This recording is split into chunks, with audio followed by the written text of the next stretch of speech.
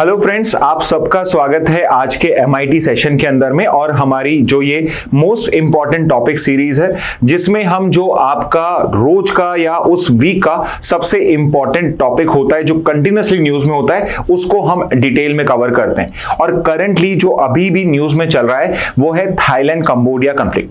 अभी as of now तो ये कंफ्लिक्ट जो है ये थोड़ा कंट्रोल हो चुका है। इसमें कोई अपडेट होगी तो हम कभी ना कभी डेली न्यूज एनालिसिस में या बहुत ही इंपॉर्टेंट हो गया तो MIT का सेशन 2 भी कवर करेंगे। बट एक बार का हम इसका बैकग्राउंड जान लेते हैं और अभी की टाइमलाइन समझ लेते हैं। अब आपको ये समझना पड़ेगा कि अगर आपके एग्जाम्स के अंदर में इससे रिलेटेड कोई क्वेश्चन आएगा तो वो करंट जो क्लैशेस हुई हैं, किसने पहले अटैक किया, किस टाइप के बम्स यूज हुए, उन सब पे नहीं होगा।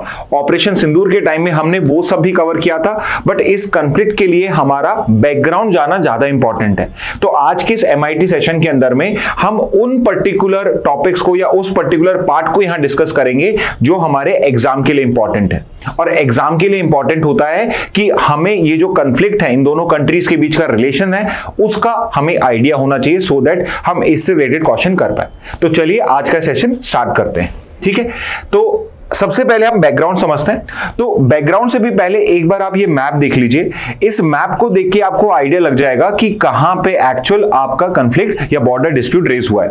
तो यहां पे अगर आप नॉर्थ में देखते हो तो यहां पे आपका नॉर्थ में है थाईलैंड, ये लाओस है, यहां पे आपका दिस इज लाओस, और यहां पे इसके साइड में है वियतनाम, दिस इज वियतनाम पूरा।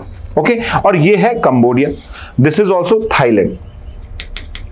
ओके, इंटरेस्टिंगली ये जो पर्टिकुलर बॉर्डर डिस्प्यूट है just like India Pakistan, it is because कि ये रीजन भी कभी कॉलोनाइज होता था बाय यूरोपियन पावर्स, और जब कॉलोनाइजर्स ने इस पर्टिकुलर रीजन को छोड़ा तो अपने मर्जी से लाइन ड्रॉ कर दी।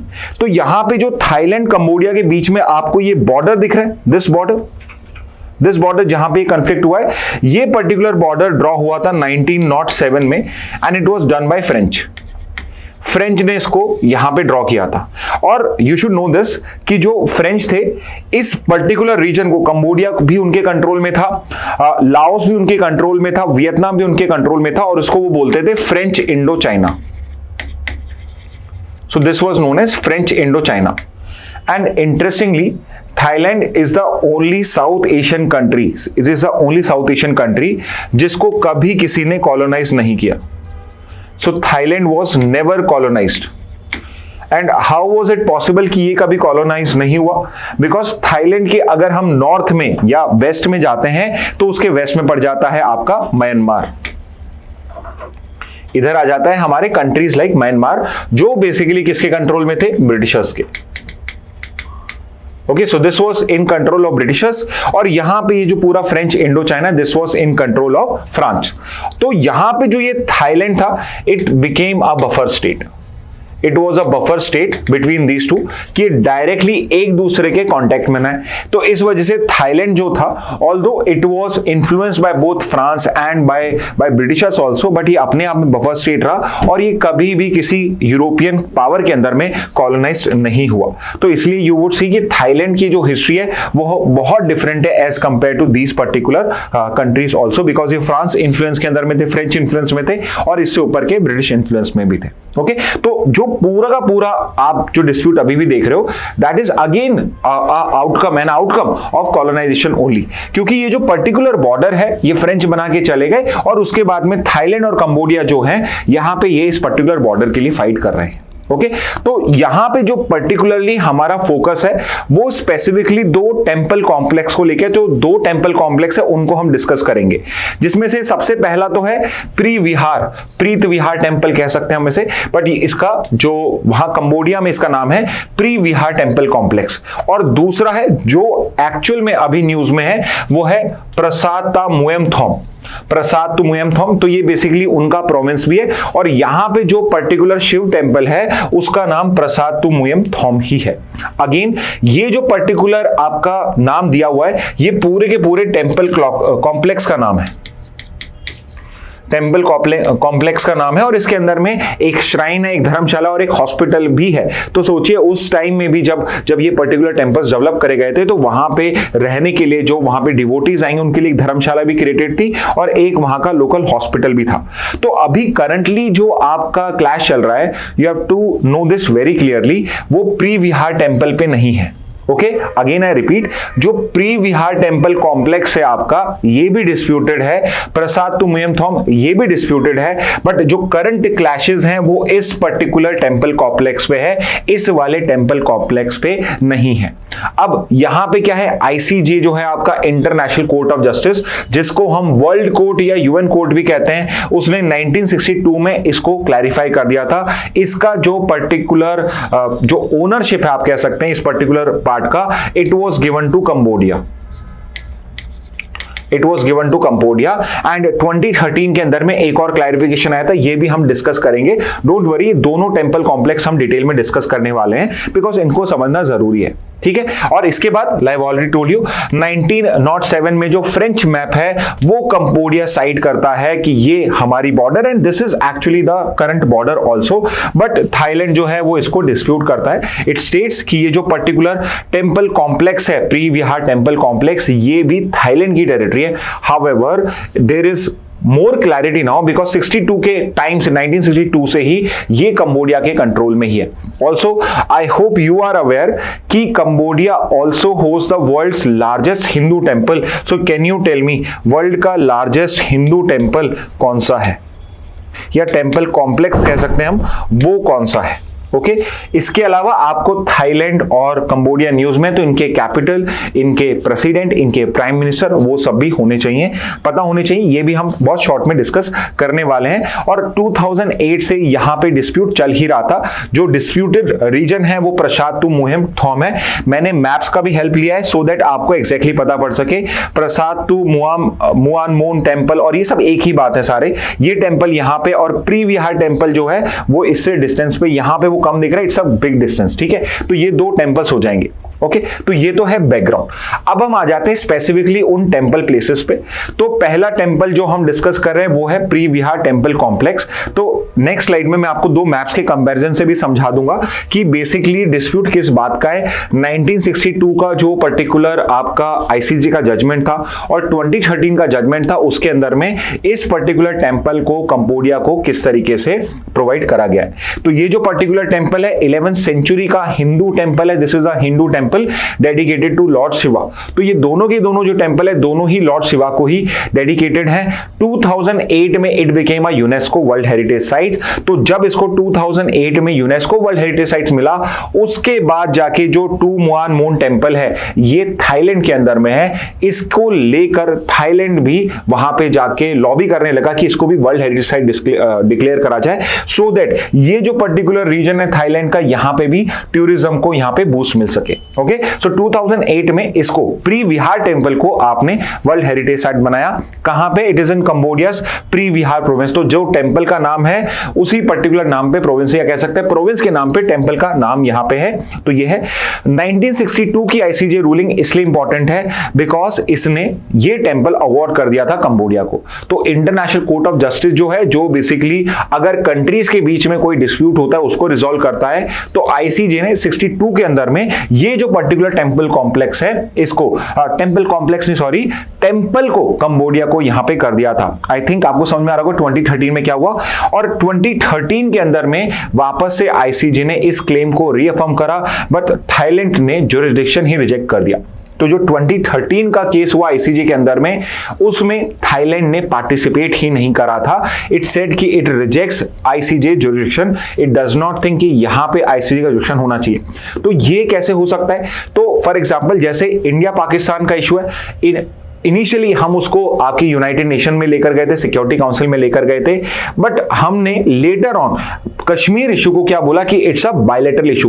तो 1972 में जो हमारा शिमला एग्रीमेंट हुआ था, उसमें इंडिया और पाकिस्तान ने डिसाइड करा कि ये कोई इंटरनेशनल इशू नहीं, एक बायलैटरल इशू है, हम बायलैटरली करेंगे।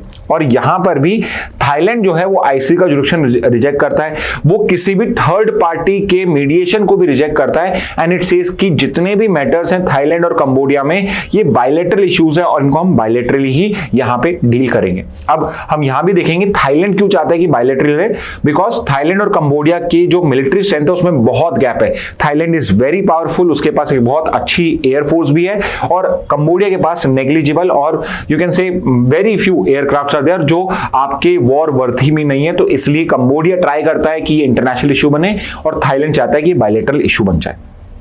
ओके, तो अब इस मैप से समझते हैं हम कि जो ये पर्टिकुलर टेंपल है इसमें इशू क्या है। तो अगर आप ये मैप देखोगे तो ये जो आपको पूरा एरिया दिख रहा है जो अलग से डिमार्केटेड है, this is the Preah Vihear temple, ये पूरा का पूरा प्री विहार टेंपल।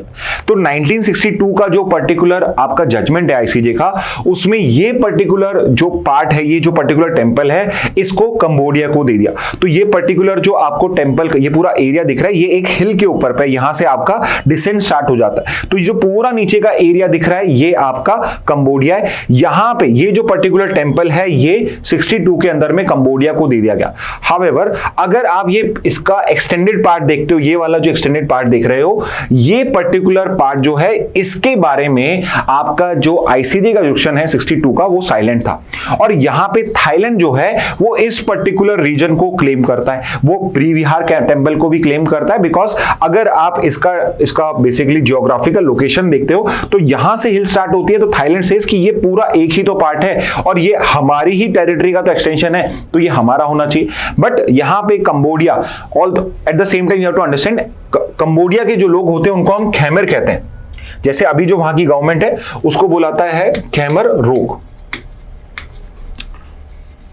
तो खेमर या जैसे भी प्रोनाउंसिएशन होता है इसका, खेमर करके यहां के लोग हैं। और ये जो पर्टिकुलर प्री विहार टेंपल है ये भी खेमर डायनेस्टी जो कंबोडिया में रूल करती थी उन्हीं का बनाया हुआ है। तो उस बेसिस पर ही आईसीजी ने ये पर्टिकुलर टेंपल भी किसको दे दिया, कंबोडिया को दे दिया। बट 1962 के अंदर में इस पर्टिकुलर रीजन को लेकर कोई क्लैरिफिकेशन नहीं था। तो 2013 के अंदर में आईसीजी ने जजमेंट दिया और जो ये पूरा का पूरा टेंपल कॉम्प्लेक्स है, this was held to be part of Cambodia only. ठीक है, तो 2013 का ये जजमेंट है। बट थाईलैंड इस जजमेंट को मानता नहीं है, तो वो प्री विहार कॉम्प्लेक्स तो अब टोटली क्या है, कंबोडिया के पार्ट में आ चुका है। बट ये जो पर्टिकुलर रीजन है ये थाईलैंड के अंदर में, और थाईलैंड क्या कहता है कि थाईलैंड की बॉर्डर, थाईलैंड कंबोडिया की बॉर्डर ये है, this is the Thailand Cambodia border. और कंबोडिया क्या कहता है, फ्रांस ने, जो फ्रेंच ने आपकी बॉर्डर बनाई थी वो ये है, और इंटरनेशनल बॉर्डर भी यही। अगर ये नहीं समझ में आ रहा तो यहां देख लीजिए, this is the temple complex, यहां पे ये हिल है आपका पूरा, this is the disputed area bye Thailand. तो ये जो एरिया दिख रहा है आपको, this is the disputed area bye Thailand, और यहां पे ये जो पर्टिकुलर लाइन है, दिस इज द करंट आपकी बॉर्डर। 1907 में फ्रांस और कंबोडिया, फ्रांस और फ्रेंच और ब्रिटिशर्स के बीच में आप कह सकते हैं, फ्रेंच थाईलैंड के बीच में जो हुई थी, फ्रेंच और सियामीज कमीशन 1907 के अंदर में, उन्होंने ये करंट बॉर्डर बना दी और यही करंट बॉर्डर है। ये जो पूरा डिस्प्यूटेड एरिया बाय थाईलैंड है, इसको हमने या आईसीजे ने डीमिलिटराइज जोन कर दिया है। It is a demilitarise zone. Demilitarise zone का मतलब है कि इसमें ना तो कंबोडियन आर्मी आ सकती है, ना ही थाई आर्मी इसके अंदर में एंटर कर सकती है। तो ये डीमिलिटराइज जोन है, और यहां पे आपके एटलीस्ट सिंस 2013 जब से आपका आईसीजे का सेकंड जजमेंट आया है, यहां पे कोई भी डिस्प्यूट नहीं हुआ है। ओके, तो ये समझने की जरूरत है आपको कि ये वाला जो पर्टिकुलर टेंपल है प्री विहार कॉम्प्लेक्स, ये न्यूज में तो ज्यादा आ रहा है बट एक्चुअल में जो क्लैशेस हुई है वो यहां नहीं हुए। तो फिर क्लैशेस कहां हुई है, तो क्लैशेस हुई है एक दूसरे टेंपल के ऊपर पे जो है प्रसाद तु मुहिम ता मुहिम टॉम कॉम्प्लेक्स। अब ये जो पर्टिकुलर कॉम्प्लेक्स है, कई जगहों पे गलत लिखा हुआ है कि ये आपके कंबोडिया में, but this is totally inside Thailand. Totally inside मतलब ये नहीं है कि भाई थाईलैंड के वो सेंटर में है, ये भी बॉर्डर के ऊपर पे भी है, बट ये जो पर्टिकुलर टेंपल है ये थाईलैंड के अंदर में है। बट बिकॉज ये पर्टिकुलर टेंपल या बॉर्डर जो है वो ओपन है यहाँ पे, तो इसलिए बहुत सारे कंबोडियंस जो हैं वो भी यहाँ विजिट करते हैं और बहुत बार यहाँ पे वो क्लेम भी करते हैं इसको। तो ये भी बिल्कुल थाईलैंड और कंबोडिया के बॉर्डर के ऊपर पे बिल्कुल ओपन स्ट्रक्चर, ऐसा नहीं है कि कोई बाउंड्री बनी हुई है टेंपल के चारों तरफ, तो कंबोडियंस इधर से आ सकते हैं, थाई जो लोग हैं वो उधर से आ सकते हैं। और this is the exact place जहां पे आपके क्लैशेस हुई थी। तो ये जो पर्टिकुलर है ये सुरिन प्रोविंस है थाईलैंड के अंदर में, जहां पे ये लोकेटेड है। It was build by king Jayavarman 7th। Okay, और जो पर्टिकुलर मैं आपसे लार्जेस्ट हिंदू टेंपल का रूट बताया, मैंने आपसे पूछा है क्वेश्चन, उस पर्टिकुलर टेंपल का जो रूट है, मेन रूट है, उस पर्टिकुलर रूट पे ये पर्टिकुलर टेंपल कॉम्प्लेक्स पड़ता है। विच मींस कि अगर कोई पिलग्रिमेज करके उस टेंपल को विजिट करना चाहता है तो प्रोबेबली वो इस पर्टिकुलर कॉम्प्लेक्स को भी विजिट करता हुआ आएगा। लाइक आई सेड कि ये पूरा एक कॉम्प्लेक्स है और यहाँ पे 3 बिल्डिंग्स हैं। एक तो है प्रसाद टू मुएमथोम जो हिंदू टेंपल है लॉर्ड शिवा का, सेकंड इज प्रसाद टू मुएम जो धर्मशाला है वहां पे, और थर्ड एक हॉस्पिटल श्राइन है प्रसाद ता मुएन तोत। ये करके आपके 3 आपके श्राइन्स हैं जो इस पर्टिकुलर कॉम्प्लेक्स के अंदर में, तीनों ही थाईलैंड के अंदर में। And this is the exact place यहां पे जो आपके क्लैशेस हुए हैं। ठीक है, अगर मैं आपको इस मैप में भी वापस से वो लोकेशन बताऊं तो ये तो है आपका प्रसाद प्रिय विहार हो गया, और ये प्रसाद मतलब टेंपल ता मुएन थॉम। तो यहां पे इस पर्टिकुलर बॉर्डर प्लेस पे अभी आपका डिस्प्यूट चल रहा है। और डिस्प्यूट जो है वो इनिशिएट कैसे हुआ था कि there are allegation by Thai people या थाई मिलिट्री कि यहां पे कंबोडिया ने ड्रोन एक्टिविटी करी थी और बाद में शेलिंग भी हुई है यहां पे, जिससे सिविलियंस की डेथ हुई है। ओके, तो ये है इस पूरे जो आपका न्यूज आइटम है उसका बैकग्राउंड।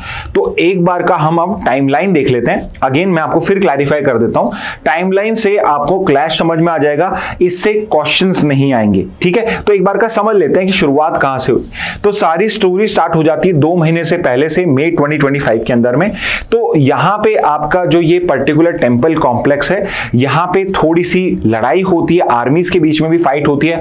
बिकॉज रिमेंबर जो प्रशांत विहार टेंपल है, प्रिय विहार टेंपल है, वो तो डीमिलिटराइज्ड है, बट ये वाला जो ये एकदम बॉर्डर के ऊपर पे, और यहां पे दोनों की आर्मीज भी कांटेक्ट में आ जाती हैं। और उस पर्टिकुलर स्कर्मिशेस के अंदर में एक पर्टिकुलर सोल्जर, कंबोडियन सोल्जर की डेथ हो जाती है, जिससे टेंशन राइज होती है। इसके बाद कंबोडिया जो है वो थाईलैंड को इनकर्शंस के लिए यहां पे एक्यूज करता है कि जो थाई आर्मी है वो कंबोडिया के अंदर में एंटर कर रही है इस एरिया से, और दोनों साइड में नेशनलिज्म, देशभक्ति बढ़ जाती है। फिर अर्ली जुलाई के अंदर में क्या होता है, अर्ली जुलाई के अंदर में you can call it as political immaturity. इसमें थोड़ा बैकग्राउंड बताता हूं। थाईलैंड की जो करंट प्राइम मिनिस्टर है, प्राइम मिनिस्टर सिनावात्रा, ये जिस पॉलिटिकल फैमिली से बिलोंग करती है, this it is like the Gandhi family of India, और कंटिन्यूअसली यही थाईलैंड के ऊपर पे रूल कर रहे हैं। पहले इनके फादर या इनके चाचा या इनके कोई रिश्तेदार यही इसके अंदर में कर रहे थे।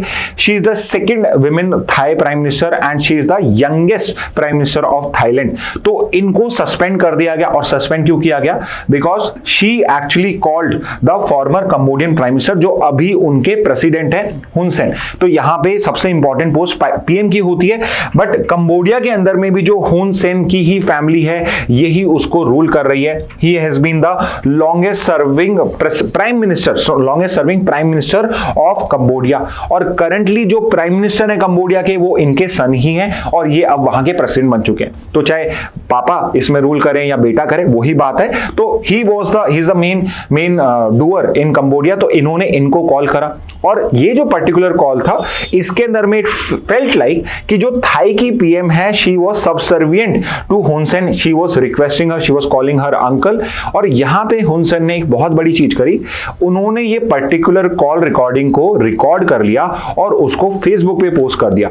और यहां पे जो थाई की पीएम है she was criticising Thai military, stating कि यहां पे यस जो थाई आर्मी थी उन्होंने इनकर्शंस करे, उन्होंने फोर्स का यूज करा, and because of that this particular person also got killed. Directly नहीं बोला बट इनडायरेक्टली सबको समझ में आ गया कि थाई पीएम ने यहां पे थाईलैंड की जो आर्मी है, मिलिट्री जो है, उसकी जो गलतियां उसको एक्सेप्ट कर लिया है। और जब ये चीज पब्लिक हुई तो थाई पीएम को यहां पे सस्पेंड कर दिया गया, और इसके बाद जो वहां के उनके बाद जो वाइस प्राइम मिनिस्टर थे उनको यहां पे उनका थाईलैंड का प्राइम मिनिस्टर बनाया हुआ है। एंड तब से जो टेंशन है वो सबसे हाई लेवल पे, बिकॉज एक तो यहां पे क्या हुआ है, जो हाईएस्ट ऑफिसर्स हैं या जो भी कंट्री को लीड करते हैं उनके बीच में ट्रस्ट का ब्रेकडाउन हो चुका है कि यहां पे हम एक दूसरे से जो पीछे से बात करते हैं अगर उसी का ही कोई हमें वो ही डिस्क्लोज हो सकती है तो we can never be sure about the other party. और इसके बाद से जो टेंशन थे वो और भी ज्यादा रेज हो गए, सो मच सो कि बाय 16 एंड 23 जुलाई यहां पे 2 थाई ट्रूप्स जो थे वो इंजर हुए, बिकॉज कुछ लैंडमाइन पे उनका पैर रख गया और उसमें एक्सप्लोजन में उनकी इंजरी हुई। तो यहां पे थाई आर्मी ने एक्यूज करा कंबोडिया को कि यहां पे ये पर्टिकुलर माइंस पुट अप करी गई हैं, और कंबोडिया ने क्या एक्सक्यूज दिया यहां पे, कंबोडिया ने कहा कि ये हमने पुट अप नहीं करी थी, ये वर्ल्ड वॉर 2 की है। अब इंटरेस्टिंगली जो थाईलैंड है ये डिमिलिटराइज था, बट थाईलैंड कंबोडिया बॉर्डर जो था उसको प्रोटेक्ट करने के लिए यहां पे लैंड माइंस बिछाई हुई थी, और जो आज भी एग्जिस्ट करती हैं। सो इट्स नॉट जस्ट कि थाईलैंड कंबोडिया में, आज भी वर्ल्ड में जहां वर्ल्ड वॉर 2 के टाइम में लैंड माइंस को स्प्रेड किया गया था to basically attack the enemy और stop the enemy as a defence line, वहां पे वो लैंडलाइंस आज भी जमीन के नीचे and many a time many such kind of incidents take place. तो यहां पे कंबोडिया ने तो ये कहा, बट थाई आर्मी इस पर्टिकुलर चीज को नहीं मानी। सो मच सो कि जुलाई 23 को जब ये इंसिडेंट होता है, जुलाई 24 से वहां पे वॉर लाइक सिचुएशन इनिशिएट हो जाती है, दोनों आर्मीज आमने सामने आ जाती हैं, और थाईलैंड F-16 से जो वर्ल्ड के सबसे एडवांस एयरक्राफ्ट हैं और थाई आर्मी के थाई एयरफोर्स के पास में है, उससे वो जुलाई 24 से एयर स्ट्राइक्स वहां पे करना स्टार्ट कर देता है। So just like India did air strike on Pakistan army installments, यहां पे थाई आर्मी भी, आपकी थाई एयरफोर्स भी कंबोडिया के जो डिफेंस हॉटस्पॉट्स हैं वहां पे अटैक करना स्टार्ट कर देती है। क्लेम करते हैं कि 2 Cambodian support units army units को यहां पे उन्होंने डिस्ट्रक्ट कर दिया है। कंबोडिया क्या करता है, कंबोडिया थाई मिलिट्री बेसेस और हॉस्पिटल्स के ऊपर पे करता है। However, यहां पे ये एलिगेशंस आते हैं कि कंबोडिया ने सिर्फ मिलिट्री बेसिस को टारगेट नहीं करा है, इट बेसिकली टारगेटेड 7 प्लेसेस, जिसमें से 3 to 4 places were civilian places. Because of this many civilians also died in Thailand. तो उसके बाद क्या होता है, 6 मेजर क्लैश पॉइंट बताए बॉर्डर के ऊपर पे, और एक अलग से क्लैश पॉइंट तो 7 प्लेसेस पे यहां पे होता है।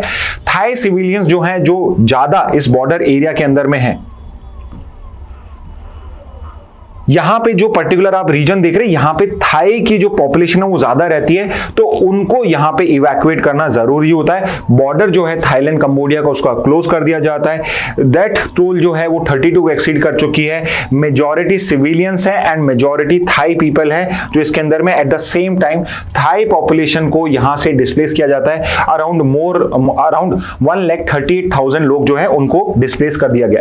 राइट में आप देख सकते हैं, just for your info, not important otherwise, कि ये इन दोनों का मिलिट्री स्ट्रेंथ का कंपैरिजन है, और आप यहां देख सकते हैं कि how much superior Thailand is as compared to Cambodia. अब यू वुड से कि सर ये तो बराबर से ही दिख रहा है, बट आप यहां देखिए एयर पावर जो होती है वो इंपॉर्टेंट है, और यहां पे ड्रोन्स का तो इंफॉर्मेशन भी नहीं है। We have to wait and see कि भाई ड्रोन्स का क्या इसके इन दोनों कंट्रीज के बीच में बेसिकली इनके पास में क्या पूरा का पूरा जो सेट है वो क्या है, तो वो ज्यादा इंपॉर्टेंट है आज के टाइम में वॉरफेयर में। तो लेट्स सी कि आगे जाके क्या होता है। ओके, तो इससे पॉलिटिकल फॉलोआउट क्या हुआ है, बेसिकली इसका आउटकम क्या है, इसका इन्फ्रेंस या कंक्लूजन क्या ड्रॉ करा जा सकता है।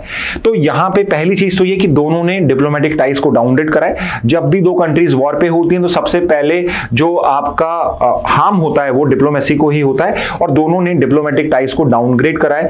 थाईलैंड ने कंबोडिया को एक्यूज करा है of violating sovereignty and international law. Thailand यहां पे कंबोडिया को रहा है बिकॉज यहां पे MRLs जो थे आपके मल्टीपल रॉकेट लॉन्चर जो है, इससे इन्होंने अटैक किया था। कंबोडिया ने थाईलैंड के रिस्पांस को एक्सेसिव और जस्टिफाइड बताया, यानी कि जो रिस्पांस थाईलैंड ने करा है कंबोडिया के एक्शन पे उसको एक्सेसिव और अनजस्टिफाइड बताया है। और अभी क्या करा है, दोनों ने इंटरनेट बैन करे एक दूसरे को, ट्रैवल बैन है, ट्रेड हाल्ट है। थाई फिल्म जो बहुत फेमस है कंबोडिया में उनको बैन कर दिया गया है, और फ्यूल एक्सपोर्ट इंपोर्ट जो है फ्यूल और प्रोड्यूस एक्सपोर्ट्स का वो भी बैन है। अब interestingly you have to know this कि थाईलैंड और कंबोडिया की ओपन बॉर्डर है, इट इज बिकॉज कि दोनों आसियान जो ग्रुपिंग है उसका पार्ट है, और दोनों के दोनों में टोटली ओपन ट्रेड थी, और ये पर्टिकुलर ट्रेड जो है वो भी यहां पे, तो आसियान भी यहां पे इंपॉर्टेंट हो जाएगा। तो हमेशा याद रखना, अगर थाईलैंड कंबोडिया क्वेश्चन आया तो आसियान का क्वेश्चन, एक दो क्वेश्चन उसके आ सकते हैं। आसियान के क्वेश्चन के अंदर में थाईलैंड कंबोडिया का एक या दो क्वेश्चन एंटर हो सकता है। कंबोडिया यूएन इंटरवेंशन डिमांड करता है, आई हैव ऑलरेडी एक्सप्लेन कि क्यों मांग रहा है, बिकॉज दोनों की मिलिट्री स्ट्रेंथ है, तो बायलैटरल सॉल्यूशन में Cambodia would be the weaker party, और थाईलैंड जो है वो प्रेफर कर रहा है बायलैटरल टॉक्स के लिए, बिकॉज अगर दोनों के बीच में आगे जाके कोई स्कर्मिश होती है और थर्ड पार्टी इन्वॉल्व नहीं होती है तो military Thailand is much more powerful than Cambodia, तो यहां पे it does not want a third party intervention. Okay, तो ये है। Legal and international legal law angle क्या है, तो 62 में टेम्पल अवॉर्डेड टू कंबोडिया, 2013 के अंदर में कंबोडिया को सराउंडिंग एरिया का भी हो चुका है, ये हम डिस्कस कर चुके हैं। थाईलैंड ने 2013 छोड़िए 62 का तो उसे एक्सेप्ट करना पड़ा था, बट उसके बाद से ही वो आईसीजे का जो जुरिडिक्शन है उसको नहीं मान रहा था। एक क्वेश्चन जो कमेंट बॉक्स में आप मुझे आंसर कर सकते हैं वो ये है कि जो आईसीजे है इसका हेडक्वार्टर कहां पे है, तो राइट डाउन आईसीजे का हेडक्वार्टर कहां पे।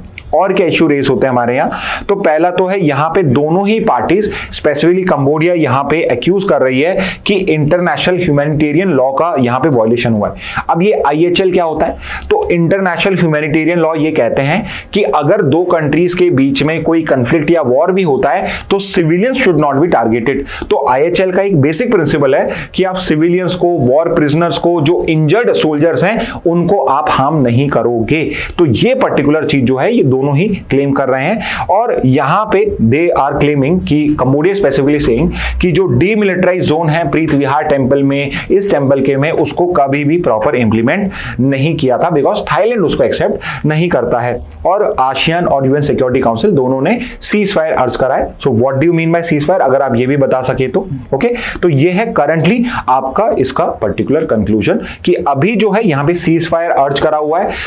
एक्टिव तो है दोनों साइड की आर्मीज, बट अभी कोई भी एक्टिव फाइटिंग नहीं हो रही है। लेट्स सी अगर इसमें कोई अपडेट आता है तो हम ऐड करेंगे, बट हमारे लिए ज्यादा इंपॉर्टेंट था इसका बैकग्राउंड समझना, क्लैशेस समझना। फ्रेंच इंडो चाइना क्या है, थाईलैंड इज अ कंट्री जो कभी नेशनलाइज नहीं, कभी भी कॉलोनाइज नहीं हुई थी। तो यही कुछ पॉइंट्स होते हैं कि थाईलैंड कंबोडिया पे क्वेश्चन आ रहा है और क्वेश्चन कुछ हिस्ट्री या बैकग्राउंड का पूछ लिया, ठीक है। तो ये था आज का पर्टिकुलर टॉपिक, अभी एंड नहीं हुआ है, अभी हम 3 एमसीक्यू और देख लेते हैं सो दैट आपको एक्चुअली आइडिया लग सके कि किस टाइप के क्वेश्चंस आपके एग्जाम में बन के आते हैं। तो पहला देख लेते हैं, I am sure all of you would be able to answer it. तो आप कमेंट बॉक्स में आंसर कर दीजिएगा इसका फर्स्ट का आंसर क्या होगा आपके लिए। I am not going to tell you the answer. So first का जो आंसर है वो बताइए, फर्स्ट लिखना 1 डॉट और उसके आगे आंसर लिख लेना ABCD के अंदर में। या the question is the Preah Vihear temple at the centre of Thailand Cambodia dispute is located in which country as per the 1962 ICJ judgment. अब देखिए यहां तो अभी जस्ट आपने पढ़ा इसलिए आपको क्वेश्चन इजी लग रहा होगा, बट जब ये एग्जाम में आ जाए और सिंपल सा क्वेश्चन आ जाए, the Preah Vihear temple is located in which country, तो आपको एग्जैक्टली पता होना चाहिए कि वो कहां पे लोकेटेड है। 4 ऑप्शन है, write down the answer in the comment box. Second देख लेते हैं, जुलाई 2025 की जो आर्म क्लैशेस हैं between Thailand and Cambodia primary accord around which disputed site. तो अभी जो पर्टिकुलर आपकी स्कर्मिशेस हुई हैं, कॉन्फ्लिक्ट्स हुई हैं, वो एग्जैक्टली कहां पर हुई हैं, ये मुझे आप बताइएगा। ABCD it's also an important question because मैंने आपको ये अभी जस्ट हमने डिस्कस करा है, तो आई एम श्योर आप समझ गए होंगे कि इसका आंसर क्या है। तो 2 के आगे ABCD लिख के बताइए कि इसका आंसर क्या है। अलग अलग कमेंट कर सकते हैं, साथ में भी कर सकते हैं। थर्ड देख लेते हैं, the Prasat Ta Muen Thom temple is located in which region. तो जो पर्टिकुलर सेकंड का है उसी से रिलेट करके कि जो पर्टिकुलर टेंपल आपका न्यूज में है ये किस रीजन के अंदर में लोकेटेड है। 4 ऑप्शंस हैं। It's a difficult question for someone जो पूरा का पूरा पढ़ेगा और ये नाम पढ़ के कंफ्यूज जाएगा कि पता ही नहीं है, but I would say it's a very easy question. ध्यान से पढ़िए क्वेश्चन, आप इजीली इसे अटेम्प्ट कर सकते हैं। तो थर्ड लिख के आगे ABCD में इसका आंसर आप कर सकते हैं। ओके तो स्टूडेंट्स ये था थाईलैंड कंबोडिया का जो पर्टिकुलर कॉन्फ्लिक्ट चल रहा है उसको लेके हमारे लिए काम का क्या है।